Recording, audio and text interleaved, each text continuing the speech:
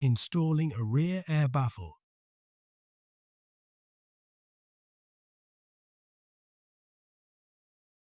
Note, the SR860 V3 is shown in this video, but the replacement procedures for the SR860 V4 are identical. Align the rear air baffle tabs with the rear air baffle slots on both sides of the chassis, and then lower the rear air baffle into the server.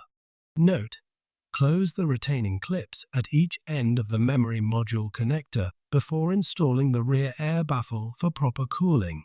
Press the rear air baffle down until it is securely seated. Route the power cable through the rear air baffle. Reinstall all the PCIe risers. Route the cables through the rear air baffle. Reinstall the crossbar. If necessary, reinstall the front air baffle.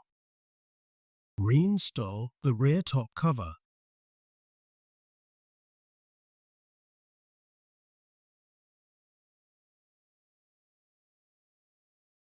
Reinstall the front top cover.